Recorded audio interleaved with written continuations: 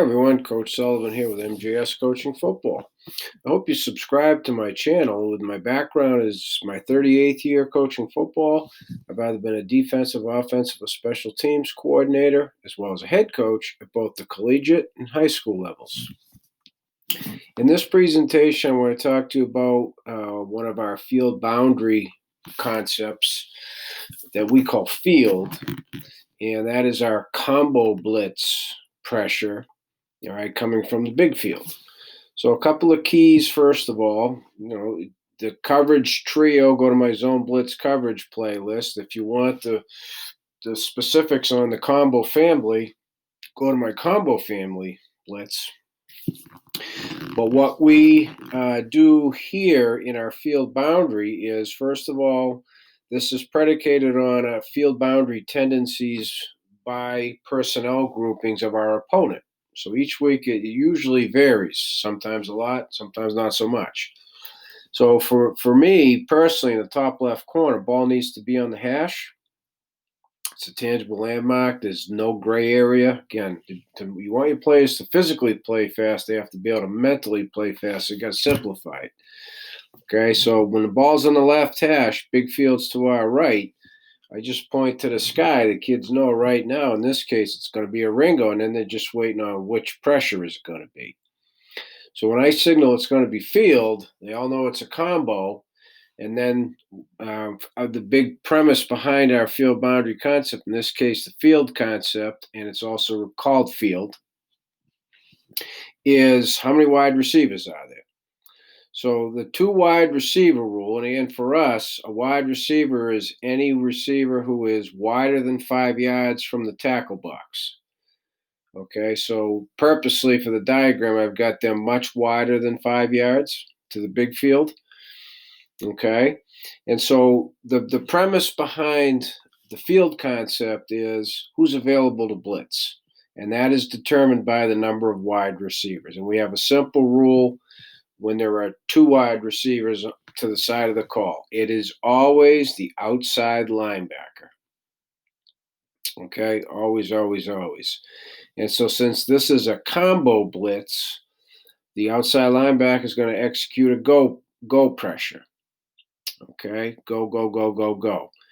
And in the case of naming, when the dime is the blitzer, he calls out Daytona, which tells everybody Daytona knows he's blitzing because it's not a designated dime go.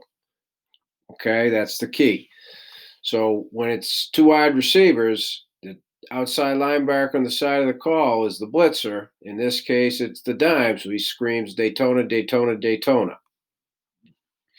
And seeing as how the offense is in two wide receivers, the safeties are screaming trio, trio, trio, Roger, Roger, Roger, which means on the snap they are spinning to the right. Okay, Ringo equals Roger, R and R.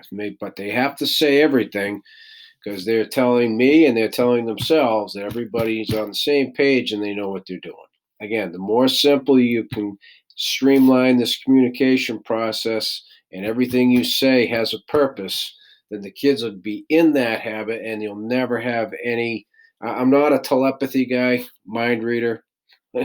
Okay, so we're not going to let our players do that either.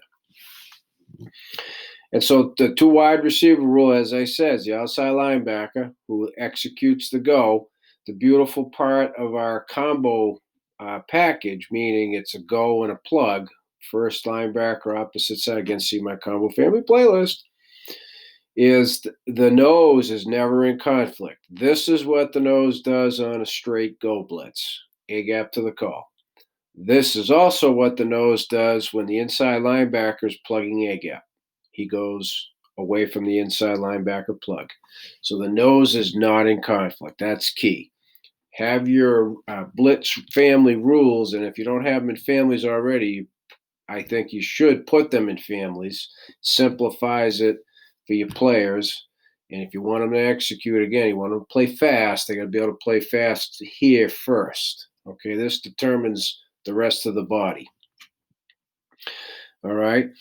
And then the simple rules kick in. So I'm not going to get into all the details about the go blitz part of it, go to my Go family, or you go to the combo family. Either one, you'll get the Go blitz rules and technique, plug family rules in the plug family playlist, but also in the combo family playlist. So I'm not intending to go over those things here.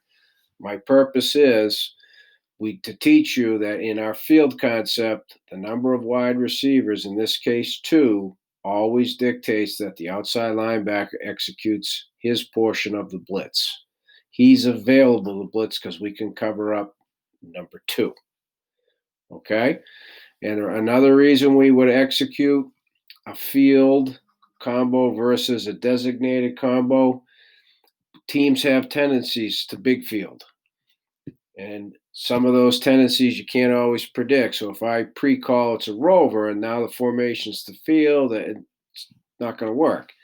Or even if, let's say, I pre-call a corner blitz and now all of a sudden they come out in the formation. I thought they would put the two wide receivers into the boundary. They didn't. They put them to the field. Now I got the blitz coming off the boundary when I wanted it coming off the field. So I can designate it's coming from the field, and who is coming depends on the wide receivers.